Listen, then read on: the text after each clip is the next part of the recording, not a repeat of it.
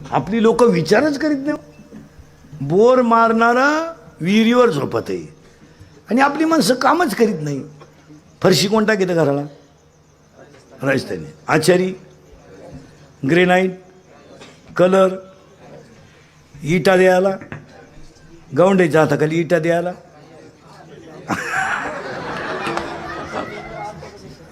कामं करा, कामं करा. काहीच करायचं नाही म्हणल्यावर ते कुठं चालेल का महाराज? आणि आपल्या पोरांनी व्यसनावरीच जिंदगी घातली. माझे कीर्तन महाराज म्हणून कधी ऐकायचं नका. महाराज मरून ते उलथ होते तिकडं.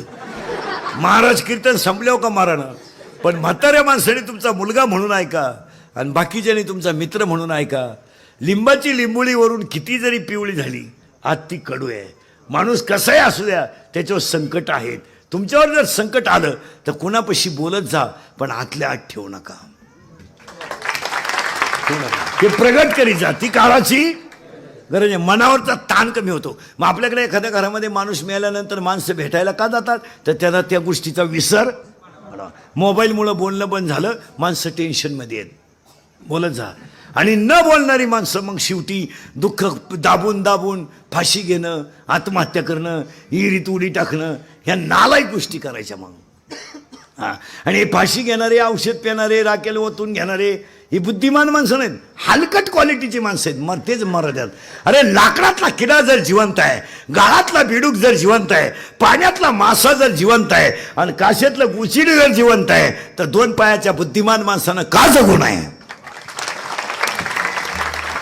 का जगू नये? काय मरायचं काम आहे? मरायचं का? बरं कधीतरी एकदा मरणारच आहे ना, मग तुला घाई काय? काय फाशी घेऊन करतो तू? आणि घेतली फाशी, समजा मिळाला, तू किती देणार सरकार तुला? 1 लाख. मंजूर करणाऱ्याने घेतले 20, 80, 20 गेले बँक कमिशन, 60, 20 गेले मित्राच्या पार्टीला, कर्ज होतं 20, शिल्लक राहिले 20, दाव्याचा खर्च 40, परत 20 कर्जच ना. याला मरत रे मावळत नाही. कॉलेजला असताना तुला प्रियशीनं धोका दिला, अजून जळवतो का तिच्यावर? अरे तिचं पोरगा इंग्लिश मिडियमला जाते. पागल नाही तर वाक्य लिहून ठेवा. काल काय झालं आठवू नका, उद्या काय होईल याचा विचार करू नका, आज वाईट वागू नका, उद्या चांगलंच होईल.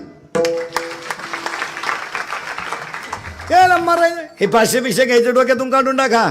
म्हणजे कर्ज झालं. काय झालं कर्ज? ज्यांनी देश धुवून खाला त्यांचं काय होईल? तुला कोणता राहिलं? बरं निघालं तुला जेलमध्ये, भाकरी तिथं आहेच ना. तुझ्या फक्त कर्जच आहे ना, तो काय खून केलाय कोणाचा? मग कर्ज असणं काय पाप आहे काय? निसर्गाच्या हातात जगणं कर्ज होणार. शेतकऱ्याचं जगणं कुणावर अवलंबून आहे? निसर्ग. मग निसर्गानं धोका दिला का त्याच्यावर कर्ज? मग मरायचं काय काम आहे? काही उठायचं कोणी. आणि न बोलणारी माणसं आतल्या आत कुजून फाशी घेतात. आणि फाश्यापेक्षा घेतणारे महिला मंडळ, तुम्ही जळून मरू नये, विहिरीत उडी टाकू नये, ह्या मताचं मी नाही. असे हलकट विचार नाही आपले. हा, तुम्हाला 50% आरक्षण आहे, तुम्ही कधीही मरू शकता, त्यात काय आपलं म्हणणं. कोणच्या विहिरीत उडी टाका, पण तुमच्या बापाच्या विहिरीत टाका, आमच्या विहिरी वाटू नका. तुझ्या बापाच्या विहिरीत जाईन दे उडी टाकून. काय रोग झाला तुम्हाला? हा विनोद नाही महाराज. भांडे घासून का ना, काय फरक पडला? आता महिलांनी काय ठरवलं माहिती काय? 2-4 वर्षापासून महिलांनी फक्त एक बोबाटा करायचा. आमच्यावर लय अन्याय, आमच्यावर लय अन्याय. काय अन्याय तुमच्यावर? काय अन्याय काय महाराज? सासूरवास हा शब्द शाळेत सुद्धा शिकवायला राहिला नाही.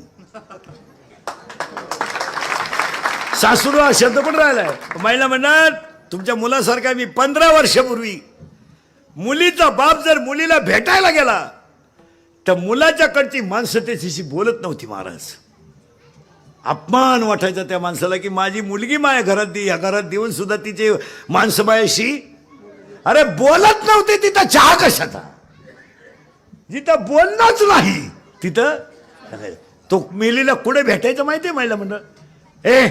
सोयाबीन खुरपताना, कपाशी खुरपताना जन्मदात्या पुरीला भेटायचं बापानं.